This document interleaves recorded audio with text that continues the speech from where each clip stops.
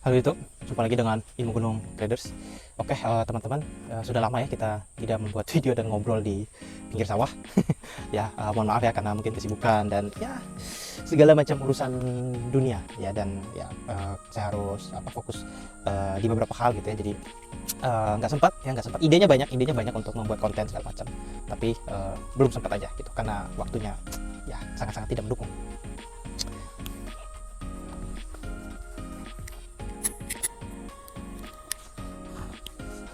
Oke teman-teman ya, jadi begini ya, seperti biasa ya kalau kita sudah sudah berada di sawah gitu ya, sudah berada di yang hijau-hijau ya, kita pasti akan membahas suatu hal gitu ya, dan selalu saya mencoba untuk membahas sesuatu yang relate dengan ya, kondisi pasar saat ini gitu ya. Oke, jadi topik hari ini sebenarnya ya topiknya santai aja ya, nggak terlalu berat segala macam gitu, tapi ya lumayan penting menurut saya karena kembali lagi gitu, saya lebih tertarik untuk membahas behavior ya, perilaku, psikologi ya, mindset gitu di market gitu, di investment, di trading itu, dibanding membahas teknikal gitu. Ya kenapa gitu, karena apa ya, seperti saya bilang gitu bahwa saya bukan apa ya, ahli teknikal gitu ya. Saya memahami teknikal lumayan ya, tapi saya nggak begitu ahli untuk menjelaskan teknikal itu seperti apa gitu, karena very subjektif gitu. Teknikal itu terlalu subjektif, bisa jadi saya suka, bisa jadi Anda nggak suka, bisa jadi orang suka, saya nggak suka ya. Dan saya sudah pernah juga mencoba untuk membuat sesuatu yang sifatnya teknis, tapi gimana ya, orang tidak tertarik gitu, karena orang lebih mencari sesuatu yang fancy gitu, ilmu-ilmu teknikal yang menurut saya terlalu sulit dan tidak make sense dan nggak penting sebenarnya dibahas ya, karena itu orang-orang goblok aja yang pakai kadang ya, sampai mereka sadar.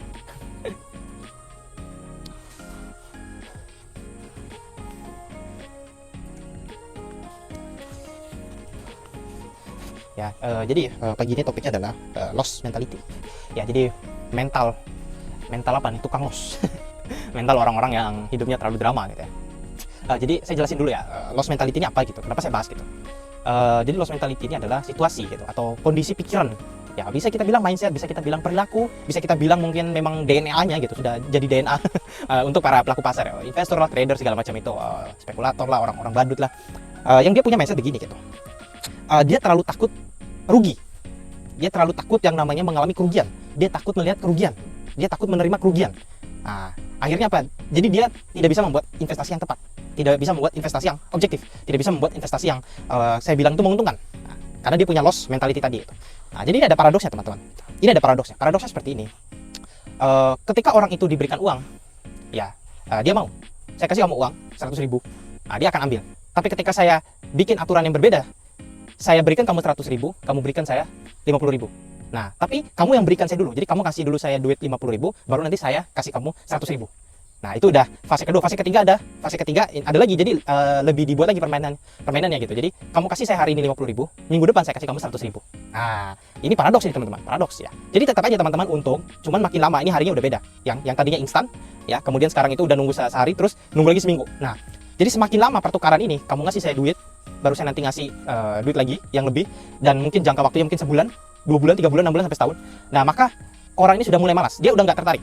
Jadi dia akan berpikir, walaupun ada untungnya, tapi kan saya bilang, kamu kasih saya 50.000, saya kasih kamu 100.000, 100% loh itu teman-teman. Tapi tahun depan baru saya kasih, mau nggak kamu? Nah, di sini otaknya tuh udah mulai mikir, wah nggak mau dong, gitu, nggak mau dong gitu. Ngapain gue nunggu tahun depan untuk nerima duit 100.000 dari lo gitu kan? Nah, sebenarnya gitu, ketika lu invest, ketika lu trade, itu yang terjadi.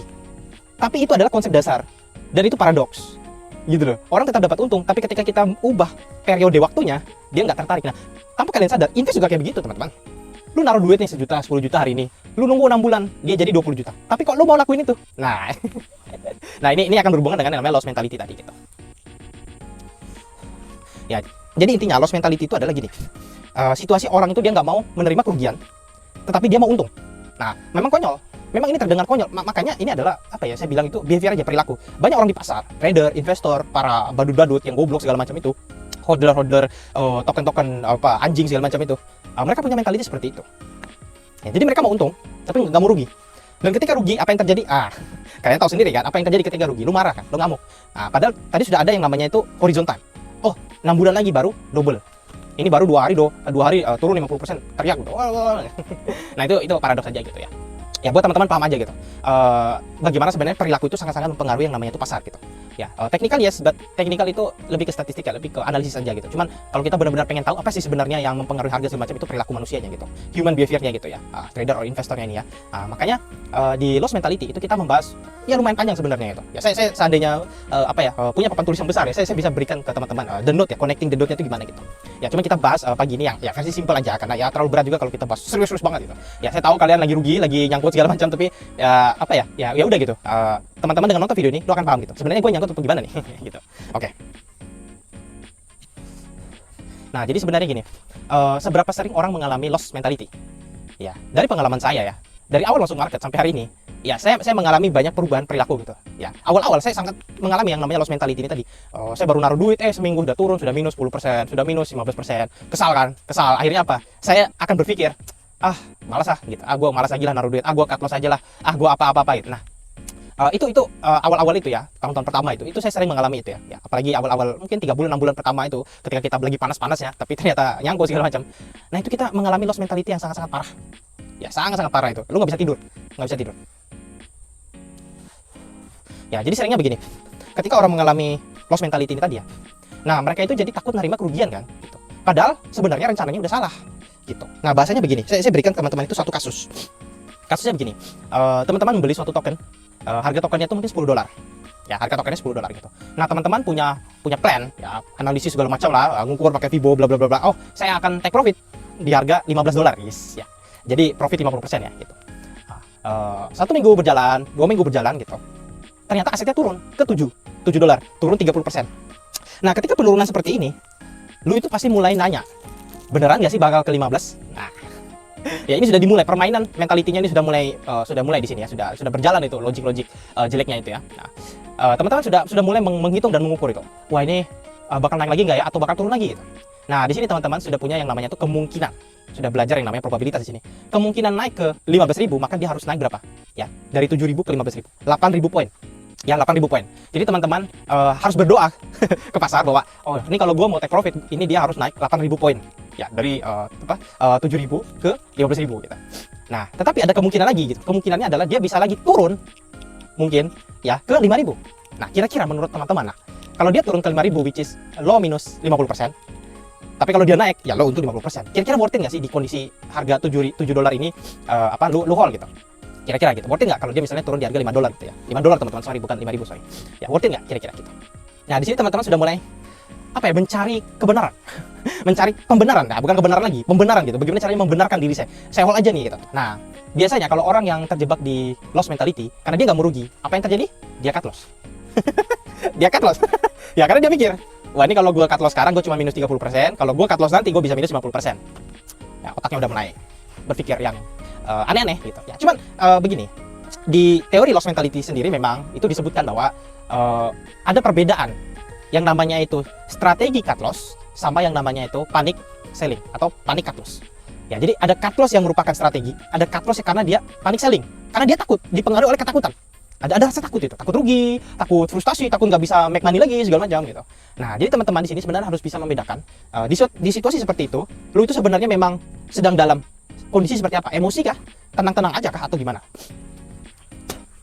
Ya, karena kalau teman-teman bisa pahamin itu gitu, teman-teman nanti bisa mikir, ternyata gue harus cut loss karena cut loss ini adalah strategi gue, sesuai dengan investment plan gue, sesuai dengan trading plan gue gitu. Jadi kalian itu melakukan cut loss ya, kalian melakukan rebalance ya, kalian jual ya, karena kalian merasa bahwa ini sudah tidak sesuai dengan strategi, tidak sesuai dengan skenario, tidak sesuai dengan hipotesisnya teman-teman. Nah, beda dengan yang panic selling tadi. Yang panic selling tadi dia nggak peduli, dia mikirnya begini, kalau gue rugi lagi, wah gawat, ya udah mending gue jual aja. Nah, bedanya adalah begini, kalau lo cut loss karena itu memang bagian dari permainan, part of the game ya. Cut loss adalah permainan, bagaimana lu ngamanin modal, lu ngamanin duit lo biar lo nggak bangkrut gitu ya. Ketika lu cut loss dan harga naik lagi, lu tidak pusing, karena lu memahami bahwa ya ini adalah probabilitas juga. Bisa jadi dia kemarin makin turun, dan bisa jadi dia hari ini memang naik. Ya, sudah 50-50 gitu. Nah, karena dia memahami bahwa ini permainan gitu. Dan bagusnya lagi kalau orang yang menerapkan strategi ini tadi ya, memahami bahwa cut loss itu adalah part of the game, dia bisa masuk lagi kok gitu. Ketika harga naik ke 10.000, ya dia masuk lagi gitu. Ya, dia masuk lagi gitu, karena dia merasa bahwa mungkin ini potensi dia akan naik ke 15.000 gitu. Ya, intinya apa gitu? Intinya adalah orang yang punya strategi, orang yang punya investment plan yang bagus, ya dia tidak akan terjebak ke yang namanya itu tadi loss mentality tadi, orang yang takut rugi. Ya, dia akan disiplin. Ketika memang tidak menguntungkan, ketika memang sudah di luar rencana, tidak sesuai hipotesis dengan apa yang mereka buat di awal, maka dia harus berani untuk keluar dan mengatakan bahwa saya salah, saya keliru, saya harus ambil kerugian ini gitu. Ya, itu bedanya profesional investor, profesional trader dibanding trader badut.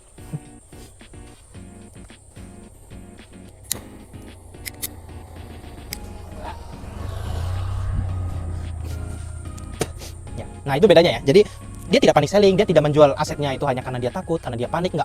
Tapi memang karena itu adalah bagian dari rencana. Nah sekarang kita bahas, gimana kalau misalnya lo itu malah yang jual aset karena panik, karena emosi, karena takut rugi, karena duitnya butuh buat bayar kontrakan. Nah biasanya lo akan mengalami fase yang namanya itu apa? Revenge, guys. Revenge, balas dendam. Lo akan nggak nerima, lo tuh rugi. Akhirnya apa? Kalian akan balas dendam. Kalian akan memikirkan gimana caranya duit gue balik, gimana caranya gue impas BEP. Nah disinilah mulai terjadi yang namanya loss mentality itu semakin apa yang menguasai tubuh kita. Ya udah jadi racun, itu sudah menyatu dengan DNA kita. Nah itu bahayanya di situ. Jadi kebanyakan orang adalah karena dia tidak mau menerima kerugian kecil, maka dia akan menerima kerugian besar. Ya itu hipotesis saya gitu. Jadi kerugian besar itu adalah kerugian yang diawali dari orang tidak mau menerima kerugian kecil. Ya jadi dia merasa bahwa aduh gue nggak mau rugi lah, harus untung gue nih gitu. Jadinya dia akan berusaha untuk revenge, ngembaliin duitnya segala macam, dan ujung-ujungnya apa? Dia salah lagi dan dia akan bangkrut, kasih untung.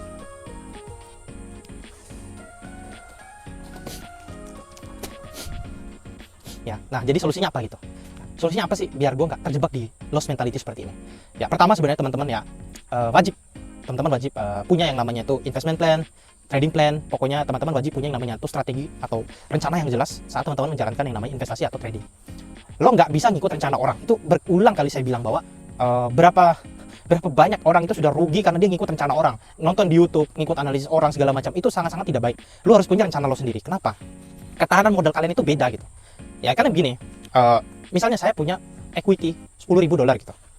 Terus saya nonton YouTuber yang dia cuma masuk $100. Worth it nggak? Secara logik aja lo mikir, nggak worth it lah.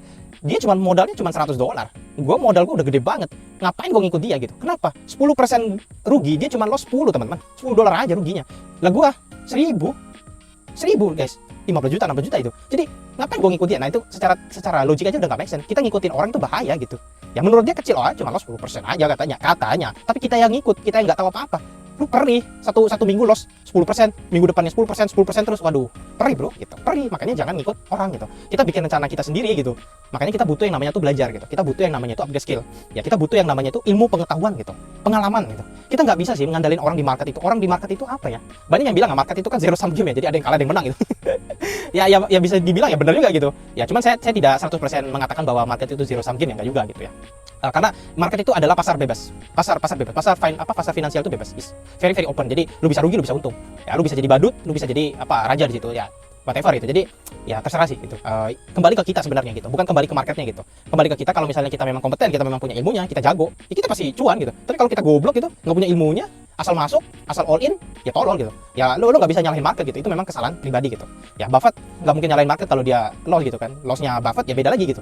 Kayak tadi kan Buffett nggak mungkin ngikut teori kita yang punya $10.000 gitu. Duitnya dia udah billion gitu kan. Ratusan billion mungkin tuh, berapa puluh ribu triliun kalau dikonversi ke rupiah gitu kan. Nah, jadi nggak mungkin Buffett itu ngikut saran-saran orang-orang goblok gitu. Nggak mungkin gitu ya. Jadi sama-sama gitu. Maksudnya secara teori memang ketika kita memiliki uang, kita punya modal, uangnya uang kita, nggak mungkin kita ngikut saran orang gitu. Karena itu memang akan menjebak. Dan asal mula loss mentality ini kan karena FOMO gitu. Karena FOMO gitu, kita FOMO ngikut orang, oh dia beli ini, oh dia invest ke sini, kita ikut segala macam. Tanpa kita paham bahwa kenapa dia invest, berapa lama dia invest, berapa modal yang dia taruh, dalam kondisi apa dia, apakah dia lagi happy, lagi mabok, lagi apa, nah kita nggak tahu. Nah jadi itu penyebab dasar yang kadang nggak bisa dihapus. Jadi investment trading itu simpel sebenarnya teman-teman. Kayak paradoks di awal tadi, lu naruh duit sekarang, ya 1 tahun kemudian, 6 bulan kemudian baru lu ambil, gitu. Karena ini bukan scam, ini bukan get rich quick gitu, get quick rich apa itu. Ya ini bukan skema Ponzi yang lo naruh hari ini besok lo udah double gitu, enggak gitu. It's part of the game, dimana kita harus menunggu, kita harus sabar, dan selama kita menunggu ya kita belajar gitu, kita pahamin gitu. Project ini apa sih gitu. Ya entah lu beli saham, lu beli kripto, lu beli apapun itu, intinya lu pelajarin. Even lu jalanin bisnis sendiri itu sama sih gitu. Lu nggak bisa ngikut cara orang jalanin perusahaan. Kita belajar dari mereka, tapi kita tidak bisa mengikuti mereka 100%. Nggak bisa, beda gitu kan. Karyawannya beda, skala perusahaannya beda, omsetnya beda. Segala macamnya beda, jadi lu nggak bisa ngikut orang gitu. Ya jadi itu ya solusi untuk si loss mentality ini sebenarnya simpel aja sih. Yang pertama lo harus punya itu tadi strategi aja, harus jelas punya strategi investment atau tradingnya gitu. Ya lu beli di mana, jual di mana, holdnya berapa lama, alasannya apa segala macam. Dan kemudian lu harus punya ilmu juga gitu, punya pengalaman, punya skill. Paling tidak itu ngebantu lu untuk bikin suatu keputusan yang tepat gitu. Ya karena nggak ada gunanya teman-teman. Mau lu pakai algoritma, lu mau pakai indikator yang mahal, lu beli segala macam, lu mau ikut sinyal dari grup premium yang mungkin segitu mahalnya, ratusan juta mungkin, puluhan juta, belasan juta, whatever, itu akan kembali ke diri kita sendiri gitu. Kalau kita nggak tahu gitu, kita nggak tahu apa yang mereka lakuin, kita nggak paham itu apa, kita hanya asal ikut, ya endingnya pasti kita akan mengalami kerugian tadi gitu. Tetap aja sama gitu. Semua orang di market itu akan mengalami kerugian. Itu 100%. Nggak ada orang di market itu yang tidak pernah mengalami kerugian. Pasti mereka pernah mengalami kerugian, dan bahkan lu masuk hari ini, besok lu bisa jadi rugi gitu. Karena kerugian itu sesuatu yang nggak bisa dibantah gitu. Ya rugi is part of the game gitu ya. Nah, makanya pintar-pintar aja kita kalau misalnya kita rugi, apa yang harus kita lakukan? Apakah kita akan hold, atau apakah kita harus cut loss, atau kita tanya teman, tanya ke Tuhan, berdoa ya whatever itu. Tapi kembali lagi bahwa market itu apa ya? Ya market itu sesuatu yang bisa dihitung gitu. Ya, nah, resiko juga sesuatu yang bisa dihitung. Apalagi uang adalah sesuatu yang bisa dihitung. Ya lu beli hari ini, lu ngukur aja dari harga sekarang ke ATH, itu kan kelihatan berapa kira-kira kalau ke ATH. Oh, ke all time high-nya ini ternyata naik 100%. Ya lu udah ngukur, oh ternyata maksimal potensi cuan kalau misalnya lu exit di all time high ya 100% gitu. Dan sekarang lu pikir aja risiko yang mau ambil berapa gitu. Minus 30, minus 50, minus 100. Ya itu up to you lah, itu terserah kita. Ya makanya kembali lagi kita harus pintar-pintar gitu. Dan memang kita itu tadi, kita jangan beli sesuatu karena orang, karena FOMO segala macam, jangan. Karena itu takutnya apa? Saya paling takut ya. Dan paling bahaya itu adalah orang yang terjebak di revenge trading. Itu bahaya banget, karena itu dia seperti berjudi dengan yang namanya itu probabilitas. Ya teman-teman tahu, mungkin ada yang mungkin pernah mengalaminya dan tahu ya, ada yang namanya martingale. Martingale itu apa sih? Martingale itu adalah semakin lu rugi, lu menggandakan posisi. Jadi misalnya gua rugi 500.000, nah untuk next posisinya gua akan menggandakan tadi jadi 1 juta, terus gua lipatin lagi 2 juta, pokoknya dilipatin terus sampai ketemu break even point. Nah itu bahaya gitu. Jadi lu lu bisa bangkrut bro gitu kalau lu gagal, atau lu memang ya itu tadi ya, perjudianmu itu tidak berjalan dengan sesuai rencana. Itu martingale, itu selangkah lagi itu udah ke kuburan para badut ya. Jadi itu jangan, karena revenge itu bahaya memang. Balas dendam itu sangat bahaya di market, karena kita tuh merasa bahwa market itu adalah manusia. Padahal di YouTube saya, di covernya aja kan saya tulis bahwa market itu bukan entitas gitu. Dia tidak kenal kamu gitu. Kamu tuh siapa nggak tahu dia. Tapi kita kadang melihat market itu seperti lawan yang kayak orang mau tinju itu ya, mau pertandingan tinju gitu. Wah, ini gue harus kalahin lu gitu. Ya padahal market nggak tahu lu siapa. Dan kalah dan menang itu adalah suatu permainan. Itu adalah kehidupan, pelajaran kehidupan. Dimana kalau misalnya memang lu saat itu loss, ya berarti memang ada kesalahan di situ, ada kekeliruan di situ, dan lu harus belajar lagi. Bukan lu nyalain market. Dan mungkin suatu saat lu bisa profit lagi. Dan ketika lu profit ya, di situ lu mulai paham bahwa sebenarnya marketnya nggak salah. Gua aja yang masih bodoh, gua aja yang ilmunya belum cukup gitu. Ya dan ya apa ya? Saya tuh sangat-sangat optimis bahwa kita itu bisa belajar, kita itu bisa pintar. Semua trader, semua investor tuh bisa pintar, bisa jago. Saya sangat optimis. Kenapa? Karena mereka bisa belajar. Ini maksudnya ilmu yang bukan rocket science gitu. Ilmu yang bukan lu harus menghafal 1000 rumus, ya kemudian kalian itu harus kultivasi di gua selama berapa puluh tahun gitu untuk bisa jadi profesional gitu. Enggak gitu. Ini hanya tentang yang namanya itu mindset aja. Lu disiplin, lu punya rencana yang jelas, dan lu bisa ngatur resiko, manajemen resiko lu udah cukup, lu bisa make money gitu. Dan lu harus punya realistis aja gitu, punya target yang realistis gitu. Ya setahun lu mau compound berapa sih, mungkin 20%, 30%. It's so big teman-teman. Ya ketika lu punya duit mungkin se-M, lu untuk dapat income 300 juta ya, 30% per tahun itu udah lumayan gitu. Lu nggak usah nyari yang ratusan persen, puluhan ribu persen, itu nggak usah. Itu terlalu apa ya, menurut gue itu terlalu utopik aja gitu. Itu sesuatu hal yang terlalu metafor aja gitu. Keinginan yang terlalu berlebihan itu nggak baik. Kenapa? Satu, bisa jadi lu salah gitu. Ya karena kita mungkin bukan orang yang benar-benar apa ya, orang-orang yang berani all in gitu, berani benar-benar konsentrasi ke suatu aset gitu. Kayak ada beberapa orang yang kita tahu gitu bahwa mereka memang tipikalnya konsentrasi gitu. Orang yang benar-benar hantam besar-besaran di suatu aset. Ya, 1 atau 2 aset itu dia hantam betul-betul. Karena ketika itu profit, mereka akan make money sangat-sangat banyak. Ya, cuman kembali lagi, lu cocok nggak kayak gitu? Oh, nggak cocok, ya jangan. Sama kayak saya juga, saya nggak bisa mengikuti cara yang seperti itu, agresif lah. Saya tipikal orang yang sangat-sangat konservatif, karena saya tahu nyari duit itu sulit. Ya maksudnya saya merasakan bahwa nyari duit itu sulit. Sulit dalam arti bukan nggak bisa dicari, tapi prosesnya itu panjang. Lu harus ngabisin waktu lu untuk kerja, nyari klien segala macam, dan lu harus nabung pelan-pelan, kumpulin, bangun portfolio dari kecil, profit kecil-kecil di compound. Dan gue nggak mau gitu, gue nggak rela dalam suatu waktu gue kehilangan itu semua gitu. Bertahun-tahun itu udah gue kumpulin, uang itu udah kita kumpulin, dan tiba-tiba menghilang begitu saja hanya karena egoisme kita gitu. Ternyata nggak cocok gitu. Jadi kembali ke diri kita gitu. Ya karena saya tipikal orang yang menilai bahwa uang itu adalah senjata gitu. Uang itu sangat-sangat berharga buat saya gitu. Saya bisa menggunakan uang itu ya tadi buat nyari duit lagi. Saya bisa gunain uang ini bisa bikin usaha, buat support perusahaan. Kemudian saya bisa gunain uang ini juga buat kehidupan, buat anak, buat istri, sekolah anak, ya kan, segala macam. Jadi saya menghargai bahwa uang yang kita cari itu sangat-sangat berharga, dan saya nggak mau uang itu hilang begitu saja hanya karena keputusan bodoh saya gitu. Hanya egoisme saya yang terlalu percaya bahwa ini akan naik gitu, enggak juga gitu ya. Jadi tetap saya harus membagi, saya tetap harus pecah-pecah gitu, pecah-pecah, sehingga saya mengalami yang namanya itu pertumbuhan portofolio itu yang enggak terlalu besar, tetapi tidak mengalami kerugian juga yang tidak terlalu besar gitu. Drawdown-nya itu standar lah. Nah, karena ya kembali lagi teman-teman, ya, kalau teman-teman mungkin seperti saya gitu ya, seperti saya pemikirannya ya, kita konservatif gitu ya, kita tahu bahwa uang itu sulit dicari, sangat-sangat berharga, apalagi saat ini ya gitu, di mana situasi dunia itu sedang tidak terlalu stabil, banyak perang segala macam gitu kan. Maka kita harus benar-benar memang menjaga uang kita tadi, jangan sampai uang kita itu hilang, jangan sampai uang kita itu loss, kayak tiba-tiba loss nol aja itu, jangan gitu. Ya kembali lagi gitu, saya bukan loss mentality, maksudnya saya bukan tipikal orang yang invest or trade untuk rugi, no gitu.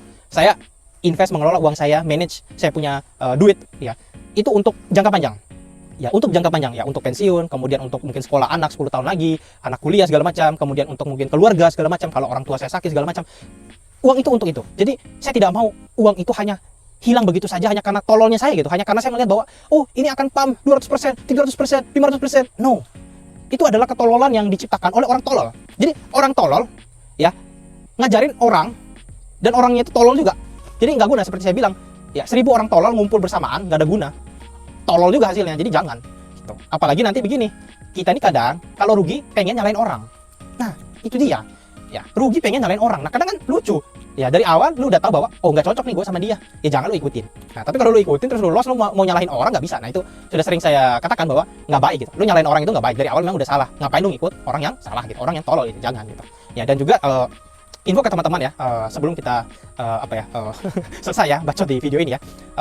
Jadi teman-teman buat yang mau belajar gitu segala macam, saya aktif menulis artikel atau publikasi ya. Teman-teman nanti mungkin bisa klik link di deskripsi ya, teman-teman bisa belajar, karena saya mungkin akan membahas tentang proyek-proyek kripto, kemudian membahas tentang blockchain, algoritma di balik mekanisme konsensusnya segala macam. Nah saya akan membahas itu pelan-pelan ya. Jadi saya pengen juga sih sebenarnya berbagi ke teman-teman ini ya, teman-teman para penonton IGFX ya. Jadi kita sama-sama belajar, dan kita sama-sama juga saling saya bilang itu ya, saling bertukar pikiran juga sebenarnya. Jadi kalau teman-teman ada pertanyaan atau apa, teman-teman bisa aja komen segala macam. Jadi saya pengen YouTube ini adalah sebagai wadah saya gitu, untuk ngobrol, untuk diskusi, untuk menyampaikan apa idenya saya, apa perspektifnya saya gitu. Jadi saya tidak mau YouTube itu jadi seperti jadi seperti kayak teman-teman tahu gak sih, kayak penangkaran ikan gitu, tempat orang pelihara ikan gitu. Ya enggak gitu, terus ikannya nanti digoreng semua, enggak gitu. Saya nggak mau YouTube itu jadi tempat orang tuh berkumpul hanya buat nyari sinyal, kemudian orang ngemis-ngemis segala macam, enggak gitu. Itu salah banget ya. YouTube itu adalah wadah buat kita saling berbagi informasi, saling mencerahkan satu sama lain. Dan yang saya harapkan adalah saya ingin mengurangi faktor-faktor berisiko yang terjadi gitu di market gitu, sehingga teman-teman itu tidak mengalami kesalahan-kesalahan yang fatal ya gitu. Karena perusahaan sebesar Three Arrow Capital segala macam itu, mereka bangkrut gitu ya, sebesar itu bisa bangkrut, yaitu karena keputusan-keputusan yang dianggap sepele gitu. Nah tugas kita adalah kita belajar untuk jangan seperti mereka gitu ya. Kita belajar untuk bagaimana sih caranya investasi yang benar, investasi yang tepat, bagaimana caranya trading yang benar, trading yang disiplin, dan bagaimana caranya kita setiap tahun itu bisa grow, bisa mendapatkan yang namanya itu profit, mendapatkan yang namanya itu cuan gitu, dan kita bisa bermanfaat bagi sesama investor atau trader yang lain gitu ya. Karena saya sendiri itu sangat-sangat open untuk misalnya kita mungkin ada webinar atau mungkin ada suatu event atau apa, saya mungkin harus bicara di sana dan ngobrol dengan teman-teman. I'm very open. Saya suka untuk mengedukasi orang-orang gitu. Saya sangat suka untuk membantu teman-teman itu untuk tidak terjebak di situasi yang nggak enak gitu, sesuatu yang fatal. Karena saya merasakan bahwa rugi itu nggak enak, mengalami kerugian itu nggak enak, apalagi mengalami kerugian karena ngikut orang, itu nggak enak banget ya. Kepala itu kayak ninu gitu. Ya serba salah gitu, mau nyalain siapa nggak tahu segala macam. Jadi saya mengalami segala macam situasi yang menurut saya itu psikologi itu sangat terganggu, nggak bisa tidur, mau nangis juga nggak bisa, mau teriak juga nggak bisa, mau nyari mau ngembaliin duit juga nggak bisa. Jadi saya pernah mengalami itu, dan dari situ saya belajar banyak. Saya sangat belajar dari kesalahan-kesalahan saya itu, makanya saya bikin ebook ya, kemudian saya mulai menulis segala macam. Saya mulai pengen menyadarkan bahwa betapa bahayanya ketika kita invest atau trading di market kalau kita nggak tahu ya, nggak tahu cara kerjanya gimana, kita nggak tahu sebenarnya itu tuh apa, kita bener-bener nggak tahu apa yang kita lakukan. Nah itu sangat berbahaya gitu ya. Dan juga saya ingin tekankan bahwa di situasi market sekarang ya, lagi sideways ya, Bitcoin lagi sideways, naik dan turun nggak jelas segala macam. Teman-teman itu jangan terpengaruh dengan pokoknya dengan influencer segala macam itu jangan ya. Tetap fokus dengan rencana tradingmu, investmentmu, tetap fokus ke situ, evaluasi terus apakah ini masih valid, apakah ini masih benar-benar sesuai dengan rencana jangka panjangnya, hipotesisnya. Nggak usah ikut sinyal orang, nggak usah terpengaruh orang tuh. Bacot tuh gampang ya, bikin video bacot, ini bakal turun, ini bakal pump, bakal dump segala macam, aduh gampang. Tapi satu yang nggak mereka miliki itu adalah mereka itu tolol gitu. Mereka tuh nggak punya otak, kadang nggak bisa melihat bahwa market itu sangat-sangat holistik. Market itu holistik, sangat-sangat besar, entitas yang sangat-sangat besar gitu, dan ada jutaan orang gitu, miliaran orang yang tiap hari itu dia trade, invest segala macam, transaksi. Jadi apa ya, asumsi bodohmu sendiri itu sebenarnya nggak mempengaruhi apa-apa, nggak ada pengaruhnya gitu. Ya kalau lu institusi ya ada, tapi ini lo apa, influencer tolol aja gitu kan, mungkin yang duitnya aja nggak nyampe SM tapi bacot. Nah jadi itu nggak guna teman. Jadi intinya apa, intinya kita paham bahwa kita harus mulai belajar untuk diri kita sendiri. Kita harus mulai care gitu, peduli dengan uang kita. Kita harus jaga uang kita, jangan sampai kita bangkrut, karena suatu saat uang yang kamu miliki walaupun itu besar atau kecil, dia akan jadi gunung, dia akan jadi besar. Ketika ilmumu bagus, kamu sudah punya ilmu investasi yang bagus, ilmu trading yang bagus, sudah punya edge yang bagus di market, sudah punya psikologi yang kuat, yang paten gitu ya, yang benar-benar kebal gitu, sudah disiplin segala macam, tidak terpengaruh dengan segala macam, uangmu itu akan jadi gunung. Believe me, percaya, time will prove. Itu saya selalu afirmasi ke diri saya dulu itu, bahwa uang yang saya punya sekarang itu pasti akan gendut, pasti akan jadi gunung. Ya, dan ya itulah yang terjadi gitu. Jadi kita harus percaya bahwa kita bisa mandiri, kita bisa independen, kita bisa analisa sendiri. Ya, kita punya perspektif kita sendiri, dan kita harus yakin bahwa ya kita itu bisa gitu. Kita itu bisa, kita nggak butuh orang, kita nggak butuh sinyal orang, enggak. Kita bisa melakukannya sendiri. Itulah yang harus teman-teman taruh di pikiran teman-teman. I can do it, I can do it, I can do it. I will make it, I will reach, bilang gitu. Ya, dan tiap hari teman-teman belajar, dan saya yakin bahwa suatu hari teman-teman akan menemukan momen dimana ya lu akan bangga dengan diri lu sendiri gitu, karena lu itu tadi ya tidak terjebak ke loss mentality lagi. Lu sudah mulai independen, lu sudah mulai melihat bahwa market is very very profitable kalau lu tahu cara mainnya. Oke, itu saja teman-teman ya. Jangan lupa, jangan salah beli, jangan salah jual, dan selalu ingat tetap belajar, tetap sehat teman-teman. Jangan lesu, jangan loyo, walaupun loss tetap harus semangat. Oke, itu saja teman-teman, sampai jumpa lagi di video selanjutnya. Bye bye.